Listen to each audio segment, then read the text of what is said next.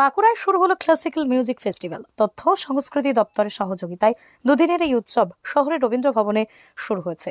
যদিও প্রথম দিন সিংহভাগ দর্শক আসন ছিল প্রায় ফাঁকা। শনিবার বিকেলে উৎসবের সূচনা হয়। আয়োজকদের পক্ষ থেকে জানানো হয়েছে, রবিবার অর্থাৎ উৎসবের শেষ দিনে বিখ্যাত শাস্ত্রীয় সঙ্গীত শিল্পী পিহু মুখার্জি সঙ্গীত পরিবেশন করবেন। এছাড়াও সেতারে কুশল দাস, তবলায় পরিমল চক্রবর্তী ও ইন্দ্রনীল মল্লিক এবং হারমোনিয়াম বাজাবেন।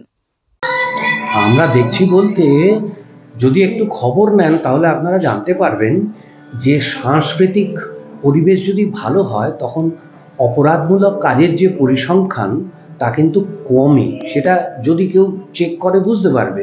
তো মাননীয় মুখ্যমন্ত্রী চাইছেন সাংস্কৃতিক পরিবেশটার উন্নতি হোক, তো তার মধ্যে শাস্ত্রীয় সঙ্গীতও একটা অংশ। আমরা তো 250-এর ওপরে খালি লাইট বাংলা গানের যে অনুষ্ঠান হয় পশ্চিমবঙ্গে, এইবারে গত বছর আমরা 2টো জেলায় করেছিলাম, এত ভালো সাড়া পেয়েছি বলে এই বছর আমরা 6টা জেলায় করছি। এবং যেসব জেলায় মানুষ শুনতে পায় না তারা কষ্ট করে কলকাতায় গিয়ে শোনে। তো আমরা সেই জন্য ভাবলাম শুধু কলকাতায় অনুষ্ঠান করে লাভ নেই, কলকাতায় তো অনেক অনুষ্ঠান হয়। তো তখন আমরা সিদ্ধান্ত নিলাম যে জেলায় জেলায় গিয়ে আমরা এই শাস্ত্রীয় সঙ্গীতের অনুষ্ঠান করব। তো যেহেতু মাননীয় মন্ত্রী ইন্দ্রনীল সেন একজন শিল্পী, তো ও এগুলো এত ভালো বোঝে, ফিল করে, ওর সহযোগিতা, মুখ্যমন্ত্রীর ভাবনা, আমরা রাজ্য সঙ্গীত একাডেমি থেকে চেষ্টা করি কতটা সফলভাবে মানুষের কাছে এই শাস্ত্রীয় সঙ্গীতকে তুলে ধরা যায়। এক সময় কিন্তু এই জেলাগুলোতে প্রচুর হতো, দীর্ঘদিন হয়নি। আবার আমরা চেষ্টা করছি, যদি সবাই উৎসাহিত হয় তাহলে হয়তো আরো অনুষ্ঠান করবে। আমরা দেখছি আজকে দর্শক সংখ্যাটা কম, মাধ্যমিক এবং উচ্চ মাধ্যমিক পরীক্ষা, এটা একটা সমস্যা না? এটা হতে পারে, আমি অস্বীকার করছি না। তবে এটাও বলছি, যারা শাস্ত্রীয় সঙ্গীত শুনতে ভালোবাসে তারা তো সবাই আর মাধ্যমিক বা হায়ার সেকেন্ডারির পর্যায়ে নেই, তারা তো বড় হয়ে গেছে, বয়স হয়ে গেছে। তো সব জায়গাতেই তো আমরা এই সময় করছি।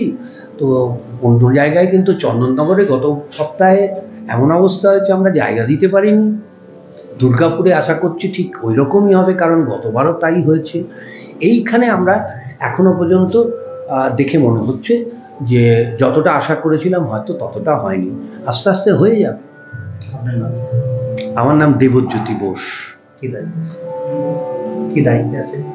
আমি হচ্ছি যুগ্ম আহ্বায়ক রাজ্য সঙ্গীত একাডেমির। পাইল স্টিল ফার্নিচার। আপনি কি স্বপ্নের বাড়ি তৈরি করেছেন কিন্তু ঘর সাজানো নিয়ে চিন্তিত? তবে আর চিন্তা করার কোনো কারণ নেই। আজই আসুন পাইল স্টিল ফার্নিচারে। এখানে একই ছাদের নিচে পেয়ে যাবেন নিজস্ব কারখানায় তৈরি স্টিলের আলমারি, শোকেস, খাট, গদি, নিত্য নতুন বিভিন্ন ডিজাইনের সোফা, চেয়ার থেকে শুরু করে ঘর সাজানোর বিভিন্ন আসবাব। এছাড়াও পুরনো আলমারি এবং শোকেস রং এবং সারানো হয়। ঘরকে মনের মতো সাজাতে আপনাকে আসতেই হবে পাইল স্টিল ফার্নিচারে।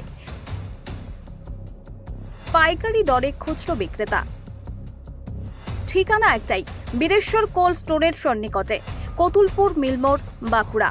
যোগাযোগ করুন আমাদের এই নাম্বারে 9733175018।